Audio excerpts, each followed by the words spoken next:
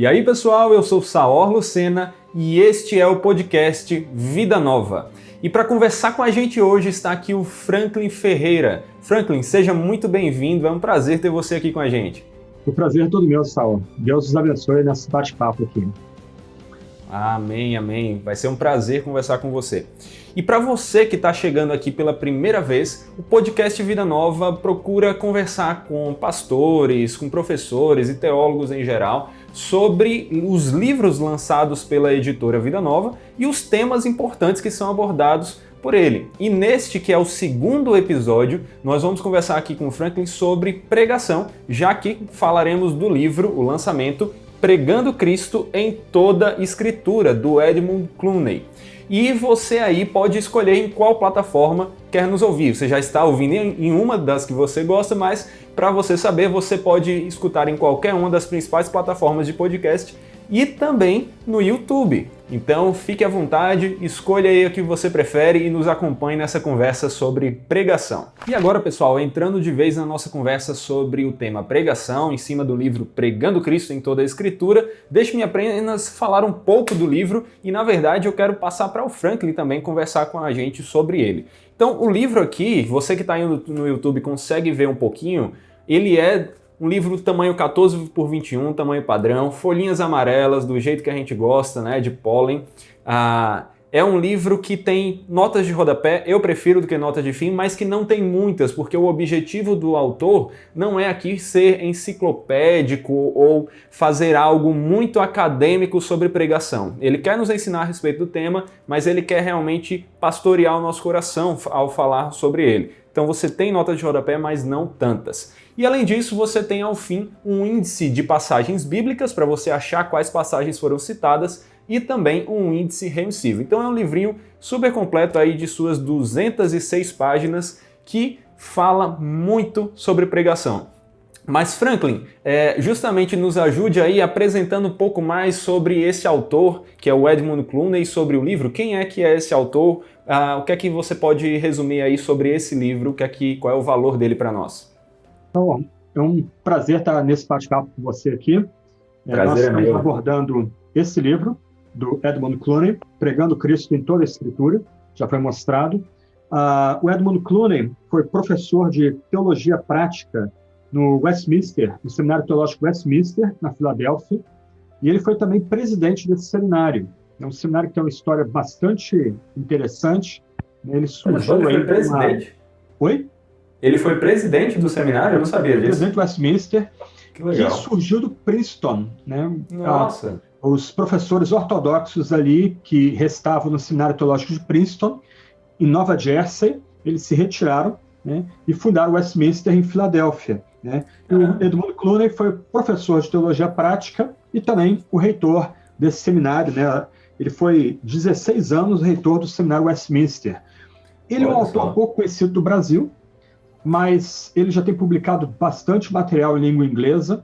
Aqui no Brasil nós temos um livro dele muito bom sobre igreja, é uma teologia da igreja, publicado pela Cultura Cristã, inclusive. Legal. E o que ele propõe nesse livro aqui é oferecer um guia, numa linguagem popular, para que aqueles que querem repensar a homilética e a forma de pregar possam descobrir uma forma de conectar os textos do Antigo Testamento com o Novo Testamento, sobretudo com a pessoa de Cristo, né? Sem cair para mera alegoria, para mero moralismo, né?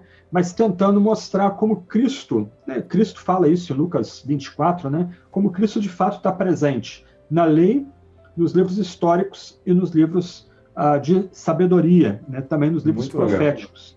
Então, esse é o alvo do Clooney. Ele faz isso aí em 2 capítulos, né? Mostrando como é que a gente pode, por assim dizer, conectar Cristo com o Antigo Testamento. E no restante, nos demais capítulos, né, a parte maior do livro, ele vai mostrar como isso ocorre na prática. Então, nós vamos ter aí 13 sermões, onde o leitor pode avaliar se o que o Clooney propõe nos 2 primeiros capítulos, ele alcança nos capítulos seguintes. Então, é um livro muito bacana, vale a pena ser lido aí por pastores, mesmo aqueles pastores veteranos que querem vou pregar, de fato, centrando em Cristo, né? De fato que Cristo seja exaltado em seus sermões. Como aqueles que estão começando na carreira pastoral, vão encontrar nesse livro um bom guia para ajudá-los a pregar, de fato, Cristo em toda a Escritura, né? Um ponto Muito interessante bom. é que o livro acaba servindo para aquele que não serve do pastorado. Ele É pode isso que ler eu a ia primeira e falar, segunda né? parte, Justamente por ter tantas pregações no final, serve até como um acaba sendo livro edificado devocional. pelas pregações, são pregações curtas, né? Uhum. Escritas com começo, meio e fim, né? São pregações completas, que aquele que não é chamado para o pastorado, ele pode ser desafiado a buscar o tipo de sermão que é proposto nesse livro e também ser edificado pela leitura dos sermões que o Clooney oferece no livro também. Muito bom. E ele faz uma pergunta aqui no final, Franklin, na contracapa, que eu acho que é uma pergunta bem interessante. Parece talvez um pouco óbvia, mas eu creio que não. Principalmente na atualidade, quando nós temos tantas linhas diferentes de pregação. E ele diz assim: o que torna um sermão efetivamente cristão? Né? E aí ele fala aqui, Cristo. Mas como assim Cristo? O que pode ser falado sobre Cristo num sermão, né, que o caracteriza como genuinamente cristão? O que é que você pode nos dizer sobre isso? Só voltando um pouquinho, Saor, é interessante que o Tim Keller que faz um endosso dos livros, né, destacado da capa, porque o Clooney foi professor do Tim Keller no Westminster, né? Então, Verdade, é verdade. bem legal o Não, destaque, né? sim, Edmund com Clooney iniciou a certeza. pregar o evangelho ao público pós-moderno. Quem quiser aprender a fazê-lo, encontrará nesse livro um tesouro. Então, um destaque bem legal que tem aqui, logo na capa do livro aqui, um endosso do Tim Keller, que foi aluno do Clooney no Westminster, né? Com certeza, isso aí você vê, né? Um dos principais pregadores da atualidade foi aluno do autor. Então, quando isso acontece, isso é um grande motivo para você querer ler o livro do autor, né? E além disso, no final, na contracapa, também fala de outro aluno dele, que foi o Wayne Grudem, né? O Wayne Grudem foi também aluno. Ali você pega dois nomes de peso, alunos do Edmund Clooney. Isso me deixou realmente com mais a admiração por ele. Mas, e sobre essa questão do que se torna um sermão genuinamente cristão? Seja do Edmund Clooney, seja do Timothy Keller, seja do Wayne Grudem, que foram alunos dele, ou nossos. O que é um sermão genuinamente cristão, Franklin? Então, Saor, numa resposta simplista, alguém pode dizer que o problema talvez esteja mais ligado ao Antigo Testamento, né, a pregação do Antigo Testamento, do que no Novo Testamento. Mas, lendo o livro do Clooney e olhando as fontes que ele dá, que ele cita, que eu posso mencionar daqui a pouco, o desafio é um pouco mais amplo, né, porque uma questão que a gente pode até desenvolver daqui a pouco, uma tendência muito forte da prédica protestante é usar o texto de forma ou alegórica ou moralista, né? Verdade. O que Clooney propõe no livro, principalmente no primeiro capítulo, é uma forma diferente de abordar a Sagrada Escritura, né? Então, a ideia dupla aí é ler a Escritura pela ótica do drama da redenção, né? Ler a Escritura como história redentiva e que encontra sua concretização, ou seu clímax, na pessoa histórica de Jesus, sobretudo a sua morte pelos nossos pecados, sepultamento e ressurreição ao terceiro dia, segundo a Escritura. Então, o desafio que o pregador tem para, de fato, pregar sermões cristãos, né, centrados em Cristo, é, primeiro, abordar a Escritura a partir da estrutura hermenêutica e bíblico-teológica, né? Então, o Greidanos, né, já estou citando um dos autores que o Clooney cita, né? Mas o Greidanos vai defender que a melhor forma de abordar a Bíblia para pregar Cristo na Sagrada Escritura é abordá-la a partir da ideia da história redentiva. Então ele vai dar alguns autores aí que ele julga que são referência, como Gerhardus Voss, né? Ele cita a famosa teologia bíblica do Voss aí, que nós temos em língua portuguesa. Cita o John Murray, né, que foi um discípulo do Voss e foi professor do Novo Testamento em Westminster, né? E a gente tem aí, por exemplo, o comentário dele de Romanos, que é espetacular em língua portuguesa, mas ele publicou outros materiais também, Teologia do Pacto, etc. e tal. E ele cita também o Simon Greidanos, que tem sido lançada em língua portuguesa pela cultura cristã. Então, a partir desses autores, né, o Clowney ele já pressupõe uma estrutura bíblico-teológica para amarrar a Sagrada Escritura. Então, ele vai rejeitar o dispensacionalismo mais antigo, que tinha a tendência de dividir a Bíblia, né, em etapas estanques, né? Era da lei, era da graça. Então ele rejeita esse dispensacionalismo mais antigo. Aqui a gente está falando também da conexão, então, da narrativa bíblica como um todo, né? Do Antigo Testamento e do Novo e suas divisões. Ele vai defender que o que dá unidade à Bíblia é lê-la como uma história da redenção, com começo, sim, meio e fim, criação, queda, redenção e restauração.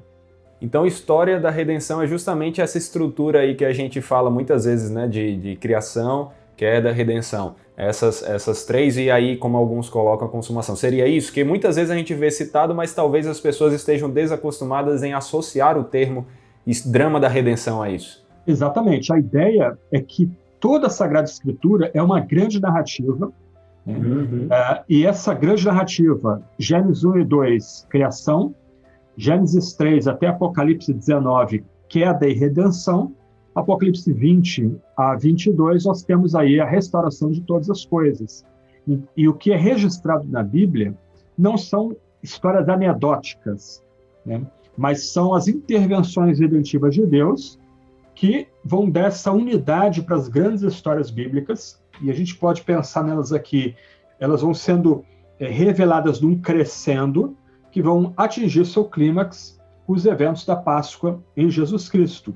Então, a ideia aí para Clowney, e ele está dentro de uma estrutura de teologia bíblica sistemática mais ampla, é que o que torna um sermão efetivamente cristão é que o texto que nós vamos pregar, ele é lido não só dentro de um contexto literário, mas é lido dentro do contexto canônico e teológico, histórico-redentivo. Ele tem um lugar na história da redenção, no drama da redenção, e aquele texto aponta para Cristo, que é o clímax, o sacrifício vicário, né, e a ressurreição, são clímax dessa narrativa. Então, o desafio que o Clowney coloca, sobretudo quanto ao Antigo Testamento, é ler as grandes histórias do Antigo Testamento, mas também ler a sabedoria do Antigo Testamento, ler a profecia do Antigo Testamento, dentro desse conceito histórico-redentivo. Então, ele vai dar alguns exemplos, no capítulo 2, né, sobretudo, de como histórias que a gente tem familiaridade do Antigo Testamento, elas têm um plus, quando colocadas dentro desse arcabouço do drama da redenção, do drama histórico-redentivo. Então, o que o Clowney vai fazer é nos mostrar que Cristo não está presente somente no Novo, né? Que nós não podemos, como verdadeiramente cristãos, rejeitar o Antigo Testamento como nós vemos algumas igrejas da atualidade tentando fazer. É isso? Exatamente. E o desafio do pregador, para que ele pregue sermões cristãos de fato, sobretudo no Antigo Testamento, é ter a sabedoria de conectar as grandes histórias e a sabedoria e as profecias do Antigo Testamento com o evento, o fato de que Cristo morreu, foi sepultado, sim, e ao terceiro dia ressuscitou, segundo a Escritura, segundo o Antigo Testamento. Sim, sim. Então, a gente poderia dizer que o Clowney está querendo ensinar aqui, de certa forma, é o que a gente também usa do termo cristocêntrico. É um sermão cristocêntrico, focado em Cristo como o seu centro, né? Porque o centro do Evangelho não somos nós, mas é Cristo. Exatamente, sobretudo o Antigo Testamento, né? Que esse é o desafio, né? Exato. Resistir ao caminho fácil da moralização, né? O fulano mentiu, fulano adulterou, então a gente não pode mentir nem adulterar. A Bíblia não tem alvo, esse alvo moralista ou anedótico, né? Isso é o que a gente acaba vendo, infelizmente, em muita literatura para criança, né? A gente pega a literatura para criança. Exato. O que mais se vê é o professor com muita boa vontade e carinho, contando as histórias do Antigo Testamento, mas não conectando-as com o Evangelho, com Cristo, mas ou fazendo alegoria, né? A gente imagino que vamos falar sobre isso. Já tem a sua cota de ouvir sermões alegóricos, né? Onde o pregador esquece Davi, esquece Golias, esquece o significado histórico narrativo da passagem. E cria uma história em cima. E vai falar das pedrinhas da fé, o que cada pedra significa. O que cada detalhe do menor que tem significa, né? Exatamente. Ou, do outro lado, deve se lembrar de contos de escola dominical, onde a passagem é meramente usada para ensinar moralidade, o que o crente faz ou não pode fazer, ou como ele se arruma ou deixa de se arrumar, etc. e tal. Mas o Clowney, ele não está inovando aqui, não é nada novo, ele coloca isso aqui em nota de rodapé dele. O que ele quer é reforçar que a pregação, que é pregação cristã de fato, tem que magnificar Cristo, até mesmo no Antigo Testamento. As pregações do Antigo Testamento devem destacar Cristo, apontar para Cristo e chamar para a boa nova, de Deus perdoar pecadores por meio do mediador, né? Franklin, no capítulo 2, a gente vê o autor abordando justamente o que é um sermão que apresenta Cristo, né? Ele vai falar sobre como preparar um sermão que apresenta Cristo. Mas como é isso? Como é isso? Esse é o desafio que o Clowney coloca para a gente no capítulo 2. Né? A ideia aqui é que o sermão que apresenta Cristo é um sermão onde Cristo fala. E esse é um desafio para a gente. Mas como assim Cristo fala? Eu acho bom a gente dar um parêntese aqui, perdão por lhe cortar, porque aí alguma pessoa pode pensar, mas tem que Cristo falar ao invés do pregador, é uma voz, né? Como assim Cristo falar? A ideia aqui é que o pregador ele vai destacar o texto com tanta ênfase na sua estrutura histórico-redentiva que no final o que se tem não é a mera opinião, mera palavra do pregador, mas o próprio Cristo é apresentado para a comunidade por meio daquele sermão. Né? Então, no capítulo 2, o Clowney até faz um desafio, né, de preparar o sermão na presença de Cristo, de tal forma que quando o sermão for apresentado, o que o ouvinte, aquela pessoa, o homem e a mulher que ouve a pregação do sermão, o que aquela pessoa vai ter, na verdade, é a experiência da própria presença de Cristo sendo comunicada naquele sermão. Né? Então, a ideia aqui é não só colocar o texto do Antigo Testamento dentro do seu contexto bíblico-teológico, isto é, a ideia da história redentiva, mas preparar o sermão na presença de Cristo, de tal forma que aquele que ouve a pregação possa ouvir a voz de Cristo e ser apresentada a própria presença de Cristo. Né? Ele até coloca uma experiência que ele teve no encontro com estudantes na Áustria, né? Que ao final do sermão as pessoas não queriam sair daquele ambiente. Ele desceu para fazer a refeição dele, mas aqueles que ouviam não desceram, continuaram naquele ambiente orando, alguns de joelhos, né?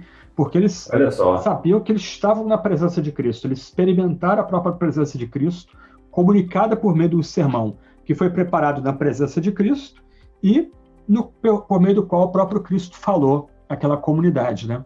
Eu gosto muito de uma frase de Calvino, que ele diz que a tarefa do pregador é pregar com tanta vivacidade, de tal forma que quando ele prega, é como se o Cristo crucificado, sepultado e ressurreto fosse retratado diante da comunidade.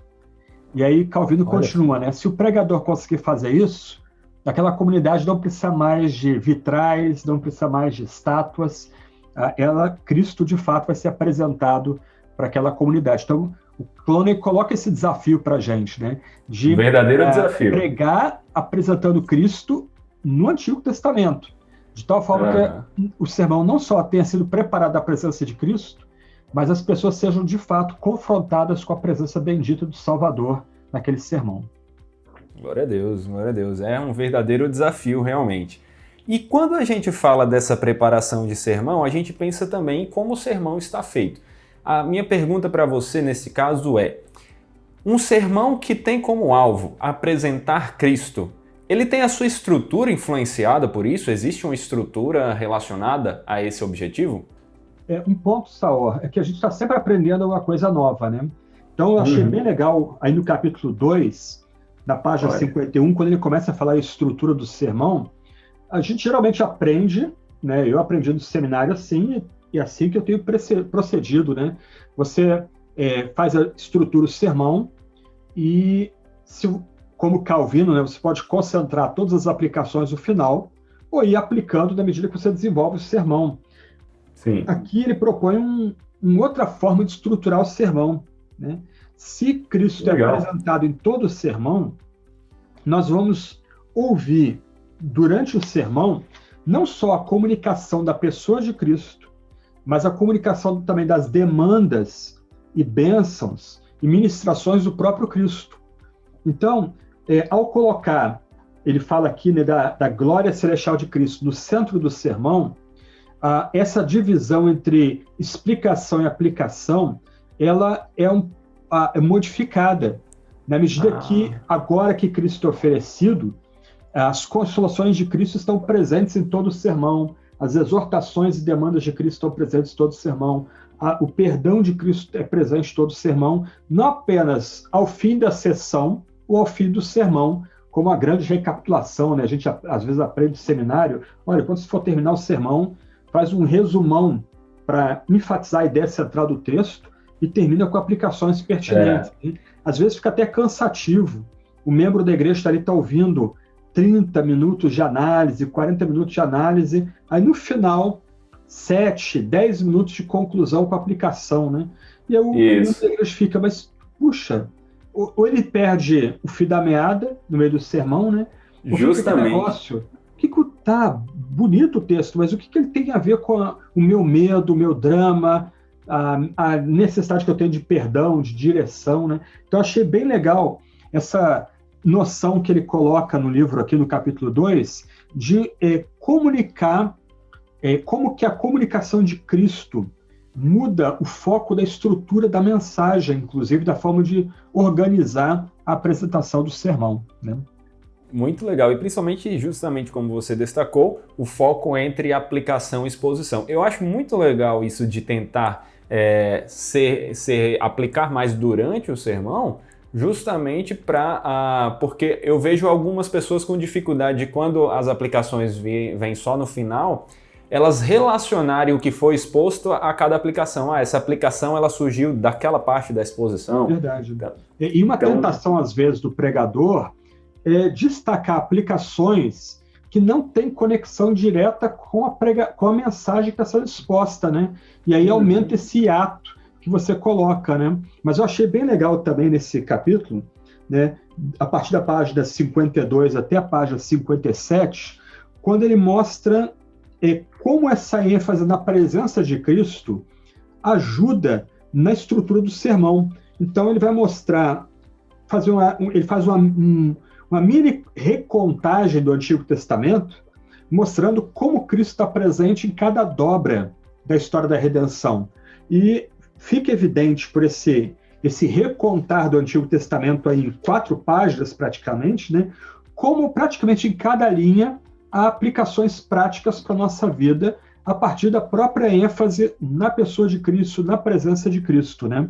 E na parte final, na página 57, ele fala também de enfatizar o discurso direto. Então, na pregação, por exemplo, nos evangelhos, ou em passagens do Antigo Testamento que são citados do evangelho, o pregador pode personificar Cristo, apelando, confortando, exortando, perdoando a comunidade, né? Então, ele fala de convidar o ouvinte a prestar atenção na viva voz de Cristo como dada na Escritura Sagrada, né? Olha, aqui Cristo falando, vinde a mim, e eu vos aliviarei, né? Olha, Cristo está se dirigindo, não é o pregador falando, né? A gente não tem como ficar no lugar de Cristo, nós não somos sacerdotes, né, nesse aspecto, né? Mas, do outro lado, o pregador pode enfatizar, olha, Cristo está se dirigindo a você aqui, Cristo está falando a você aqui, trazendo conforto, direção, consolo, perdão, exortação, direção, etc. e tal. Que então, coisa bonita. Bem bacana esse ponto aqui, como é que essa ênfase em Cristo muda a forma da gente estruturar o sermão. Ele não desenvolve o ponto, que não é esse o alvo, né? Nós não temos aqui um tomo de homilética, né? Mas, do outro lado, ele desafia a gente a repensar a forma da gente estruturar o sermão para que, de fato, Cristo seja comunicado na exposição daquela passagem que a gente tem que comunicar à igreja, né? Seria correto a gente dizer, Franklin, que o que o Edmund está tentando fazer aqui, mais do que dar uma aula sobre pregação, é pastorear o coração de um pregador? De certa forma, sim, mas também desafiar o pregador, aí há fontes que ele cita aqui, como Foss, Murray, Greidanos e outros, mas a ideia aqui é desafiar o pregador a, de fato, pregar Cristo. Né? É incômodo, por exemplo, eu gosto muito de pregar no Antigo Testamento, e eu sento para reavaliar o meu sermão, ouço colegas, o meu co-pastor, por exemplo, alguns seminaristas avaliando o sermão, né? E é chato quando alguém fala assim, olha, muito boa análise do Antigo Testamento, mas um judeu piedoso se sentiria completamente à vontade aqui. Alguém na sinagoga ficaria muito confortável ouvindo você. Então, eu não estou pregando, de fato, a Sagrada Escritura. Né? Não estamos sendo cristãos na nossa pregação, seria isso? Não exatamente, esse que é o desafio aqui, é você, de fato, sem cair para a alegoria pura e simples, ao caminho fácil da alegoria, num escape fácil, né? Ele desafia aqui o pregador a estudar de tal forma que Cristo seja anunciado no Antigo Testamento. Né? A gente destaca o anseio, as promessas, né, que apontam para a vida do mediador que vai derramar sangue pelo seu povo, né, para redimir o seu povo.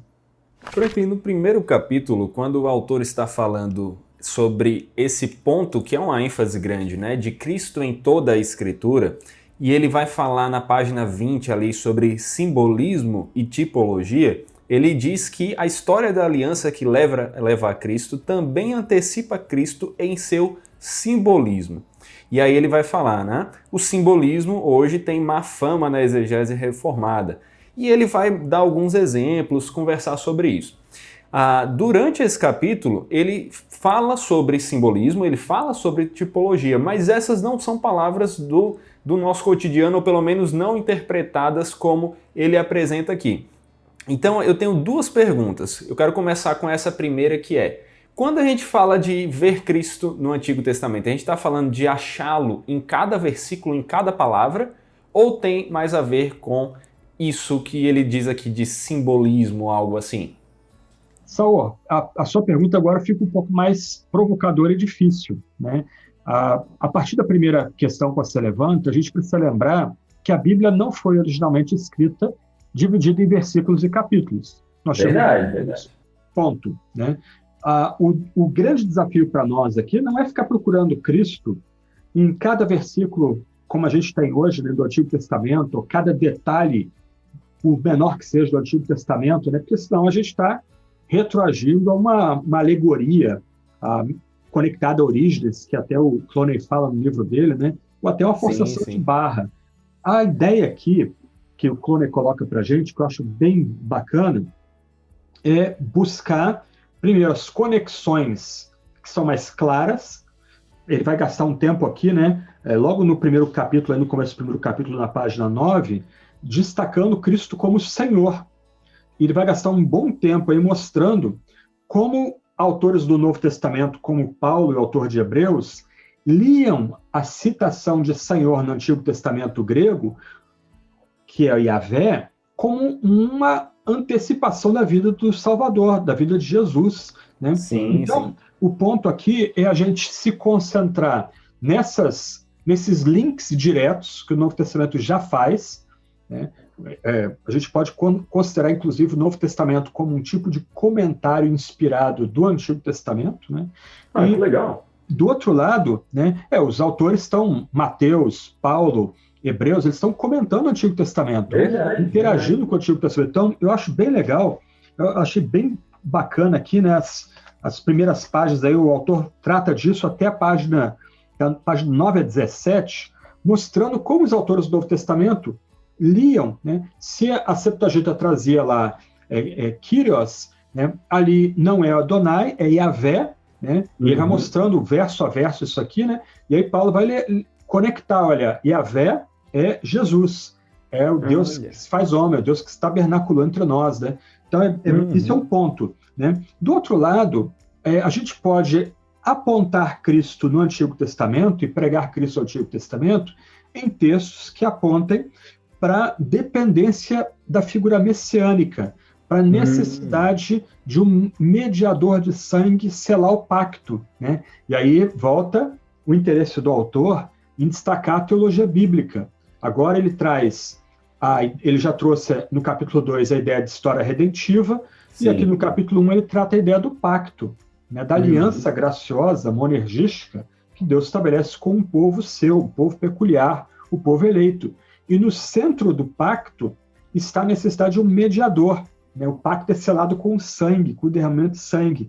Então, pregar e encontrar Cristo no Antigo Testamento não pode ser um exercício de alegoria, por mais tentador que seja. Mas a ideia é que... Deixa eu só fazer uma pausa aqui, só para a gente terminar de vez de definição. Alegoria a gente tem usado bastante, mas só para deixar claro, né? Alegoria é o quê? É pegar detalhes e dar significados? Como é que fica? Então, diferente da alegoria na patrística, que buscava alegorizar o texto para harmonizá-lo com a tradição, né, o credo, a tradição apostólica, o credo apostólico, né? A ideia era tentar... e a alegoria naquela época era um tipo de leitura hermenêutica altamente sofisticada, né? Diferente da forma como muitas vezes é retratada hoje, né? Orígenes, ele dependia de Philon, então a alegoria para eles era a vanguarda da hermenêutica da época. E a alegoria entrava no jogo naquela altura para tentar harmonizar passagens bíblicas difíceis do Antigo Testamento com o Novo Testamento e com a suma da doutrina cristã. Né? Os gnósticos impunham o seguinte desafio: olha, se Deus é bom, como é que ele pode ser o Criador se a gente está cercado por mal e morte na criação? E aí os gnósticos diriam, então, Deus bom não pode ser o Criador. A criação vem de Yahvé, que seria uma divindade malvada, malévola, intermediária entre o Deus bom e a criação, a coisa criada, né, o espírito, né? A matéria era vista, inclusive, como oposição às coisas espirituais. Os pais da igreja diriam, não, o Antigo Testamento, Yahvé é o Deus do Novo Testamento. Então, na hora de tentar harmonizar, por exemplo, textos, Deus mandando matar no Antigo Testamento, então eles alegorizariam esse texto para comunicar a ideia do inferno, das penas eternas, etc. Então, essa era a alegoria entre os pais da igreja.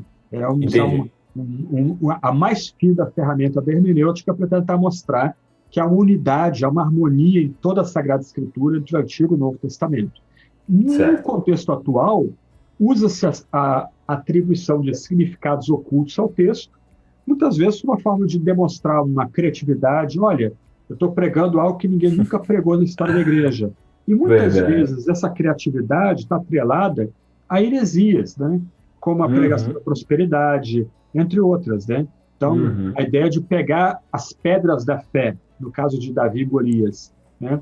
A ideia do coxo ali, o texto não tem caráter histórico. O país é coxo, a igreja é coxa, a igreja tem alguma deficiência, alguma limitação, o país tem alguma limitação. Se ele olhar para Cristo, ele vai ser salvo. Então, assim, esquece-se o contexto histórico do texto, o contexto bíblico-teológico daquela passagem, narrativa, história, profecia, poesia, e faz-se uma ligação direta com o tempo presente, geralmente atribuindo significados estranhos ao texto daquela passagem bíblica. Então, o autor ele critica, com razão, esse tipo de saída fácil para lidar com o Antigo Testamento. E o que ele vai propor, num primeiro momento, é ler a Bíblia doutrinariamente, ler o Antigo Testamento doutrinariamente, né? A ideia do Cristo Senhor da Aliança, já presente no Antigo Testamento, a ideia do mediador pactual, que já é ansiada no Antigo Testamento. Ele fala das teofanias do Antigo Testamento, que a gente usa muito pouco em nossos sermões, né? A gente destaca muito pouco teofanias em nossos sermões, né? E ele entende que esse conjunto, o Senhor da Aliança, o servo da Aliança, o Messias, né? Que vai derramar sangue para que a aliança seja quebrantável, as teofanias, elas já apontam, obviamente, para Cristo. Aí entra a outra questão que você levantou, que é um pouco mais complicada, né? Um pouco mais difícil. Ele trata isso da página 22, né? A questão de simbolismo e tipologia, e a diferença do simbolismo e da tipologia para a alegoria e o moralismo, que a gente já tratou em perguntas anteriores. Né? É porque hoje em dia as pessoas meio que misturam tudo isso, né? Como se fosse a mesma coisa. Exatamente. Ele começa destacando aqui né? Então, a gente já falou de alegoria, já criticamos a mera moralização do texto bíblico, né? Então, a gente não precisa reprisar isso. O nosso ouvinte aqui, quem nos assiste, é convidado aí ao livro, né? A partir da página 20, o autor estabelece esse ponto, né? Então, uma vez tratando de Cristo como Senhor da Aliança, o Cristo como servo da Aliança, tratando as teofanias do Antigo Testamento, o Clooney, ele oferece aqui uma perspectiva mais sofisticada, por assim dizer, da leitura do texto bíblico. Ele até fala aqui, né, logo no começo, que tratar o Antigo Testamento simbolicamente, tipologicamente, gerou uma fama entre os reformados. Sim, é verdade. Enfatizam bastante o método histórico-gramatical e geralmente tem uma aversão à simbologia, à tipologia, porque muitas vezes ela está conectada com a alegoria, né? Mas ele vai desenvolver um pouco o ponto aqui. Não é exaustivo o debate, não é um debate técnico, inclusive, né? Ainda que ele introduza alguns tecnicismos aí no meio da exposição dele, mas o fato é que ele vai falar que Cristo está presente também no simbolismo do Antigo Testamento, e ele vai destacar 4 tipos de simbolismo nesse capítulo. Ele fala do simbolismo cerimonial, do simbolismo oficial, do simbolismo histórico e dos memoriais. E ele vai mostrar como cada um desses simbolismos já apontam para Cristo no Antigo Testamento. E ele introduz também a questão de tipologia.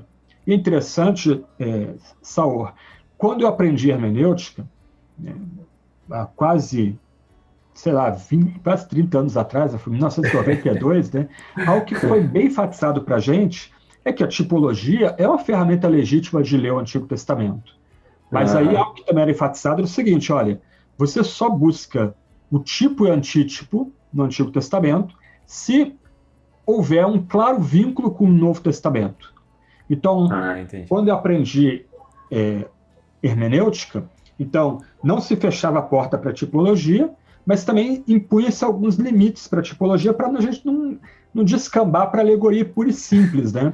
Para as pedras da fé, né, de Davi. Exatamente, mas alguns reformados do passado fizeram alegoria também, né? Então, eu lembro que um livro de hermenêutica que eu li nessa época, quando eu era aluno, né?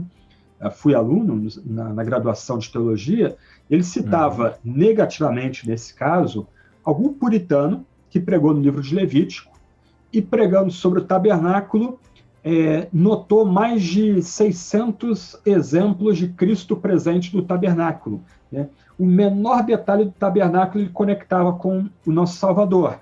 E aí o autor vai dizer, olha, esse tipo de exposição bíblica, por mais teologicamente ortodoxa que seja, não faz justiça ao texto do Antigo Testamento, porque o autor não está fazendo tipologia aqui, ele está já caindo para alegoria. Então, quando eu aprendi hermenêutica lá no passado, na década de 90, 1992, 93, valorizava-se a tipologia, mas também tentava-se, para evitar cair para a alegoria, impor alguns limites à tipologia. O Clooney levanta alguns questionamentos a essa forma que eu aprendi, né?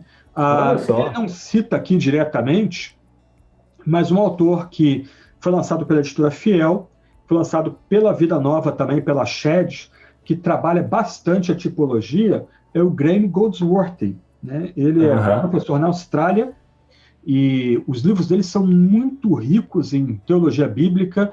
Muito o que tem é o que tem a teologia bíblica da Vida Nova, não é isso? Exatamente. Uma teologia bíblica e a Fiel lançou dele pregando toda a Bíblia como escritura cristã. E nesse livro da Fiel, o Graham Goldsworthy vai mostrar que, como em cada seção do Antigo Testamento, você pode ler essa seção tipologicamente. E o Goldsworthy está retornando aí a Goppelt, que o nosso autor cita, né, o Leonard Goppelt. Aqui no Brasil só saiu a teologia do Novo Testamento dele, muito boa por sinal, está esgotado, infelizmente, né? Quem sabe alguma editora relança esse material, de muito valor, mas o Goppelt ele escreveu um livro inteiro sobre tipologia. Então, além de questões mais teológicas, né, de ver Cristo como Senhor da Aliança, como servo da Aliança, ver as teofanias do Antigo Testamento, o autor nos desafia a ver os simbolismos presentes no Antigo Testamento, como já apontando para Cristo, né? A lei cerimonial, as histórias, os memoriais. É bem legal, bem bacana essa seção aqui na página 26 em diante, quando ele vai mostrando como os grandes memoriais do Antigo Testamento apontam para o Messias. E aí, na pregação, a gente pode conectar o texto com a figura messiânica que virá, que é revelada no Novo Testamento como Jesus, como nosso Salvador, né? Então, o desafio para nós aqui, Saur, não é ir além da pregação de versículos bíblicos, e além da pregação de parágrafos isolados, Sim. é pregar o texto no seu contexto imediato, Isso é a chave, né? E no contexto canônico, e no contexto bíblico-teológico, né? Dentro de uma estrutura de história da redenção, dentro de uma estrutura de teologia pactual, né? Dentro de uma estrutura monergística, e aí a gente começa a ver um pouquinho de luz no fim do túnel, né? Que você conectar o texto do Antigo Testamento com a pessoa de Jesus não é um bicho de 7 cabeças, e a gente não precisa correr para alegoria fácil, né? Como alguns têm corrido em nosso tempo, né? Que tira a força e o significado do texto bíblico. Isso que é o trágico, né? O pregador ali, ele quer ser tão criativo, né, que ele ignora a riqueza do texto veterotestamentário, que é belíssimo, né? O texto do Antigo Testamento é maravilhoso. Com certeza. É a palavra do Senhor, né? É uma riqueza de gêneros diferentes ali, né? De gêneros literários diferentes, narrativas também, muita variedade e tudo ali igualmente palavra de Deus nos ensinando mais sobre a história da redenção, que tem essa ênfase em Cristo. Então, na página 33, o Clooney faz uma imagem muito bacana, depois você mostra para os nossos ouvintes e quem nos assiste, em que você pode notar na imagem, né? Evento ou instituição do Antigo Testamento, verdade do Antigo Testamento, cumprimento em Cristo, nossa pregação. E aí tem aí a setinha da tipologia, né? Como é que a gente conecta o evento ou instituição do Antigo Testamento com o cumprimento em Cristo, né? Lá em cima tem a história da redenção, e aí ele destaca aí no quadro 2 setas em cinza, que são setas negativas, que são os escapes fáceis, né, da pregação do Antigo Testamento, que é o moralismo, né? Pegar o texto do Antigo Testamento e fazer uma aplicação meramente moralística dele para a gente hoje na pregação, no ensino, ou pegar o evento ou instituição do Antigo Testamento e alegorizá-lo, ou pegar também a verdade do Antigo Testamento e alegorizá-la pura e simplesmente de ligação direta com o nosso ouvinte hoje, né? E o quadro aí acho que sintetiza bem todos esses pontos que a gente está tentando conversar aqui e que o autor coloca no capítulo 1 e capítulo 2 do livro dele. Muito bom. Muito bom. É um quadro que realmente nos ajuda ali visualmente a entender um pouco de tudo que o autor está tentando resumir nessas poucas páginas. É um quadro muito interessante mesmo. Passando agora, então, a um olhar maior sobre o livro, diante de tudo que a gente conversou aqui, o que é que nós poderíamos destacar sobre a relevância desse livro estar sendo disponibilizado, então, pela Vida Nova? Como é que nós podemos tirar proveito de tudo isso? Então, Saul, como a gente já está falando aqui, o livro não é um livro técnico, né? Então, o leitor, seja o pastor, o presbítero, o diácono, o professor de escola dominical, o livro é muito útil para professor de escola dominical também, sobretudo os capítulos 1 e 2, né? O membro da igreja que quer ler o livro para sua edificação, você não vai esbarrar aqui com termos técnicos, uma literatura densa e pesada. Quem quiser estudar mais, aí vê a nota de rodapé. A Vida Nova teve o cuidado de destacar em língua portuguesa os livros que já foram lançados, que ele menciona. Isso é ótimo. O Voss, Greidanos, né?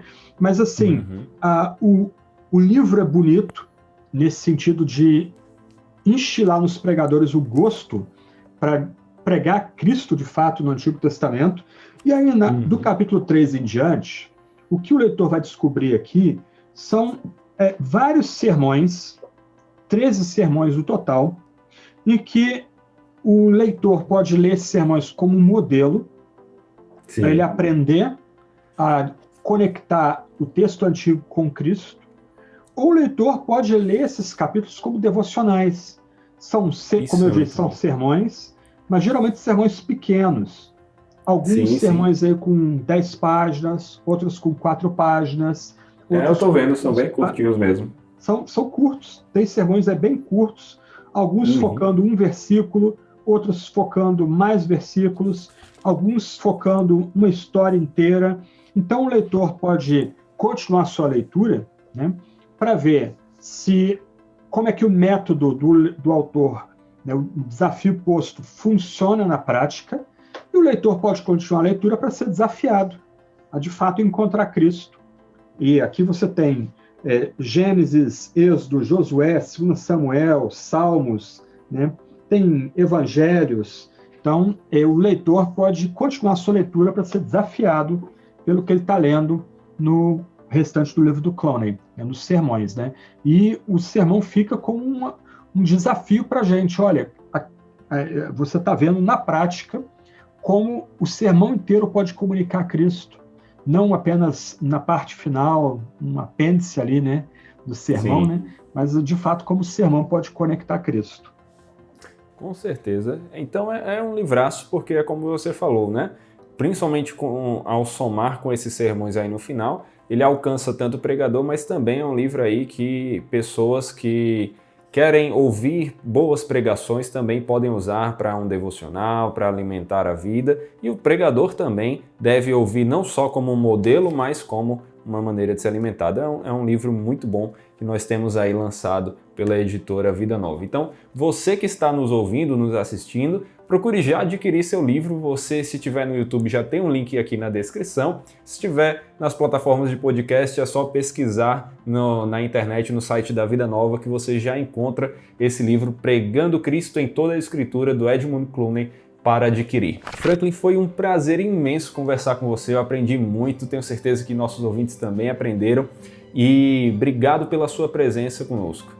Foi um privilégio, Saor. Eu que agradeço aí, muito legal o bate-papo, que seja abençoador aí para as pessoas que nos acompanham.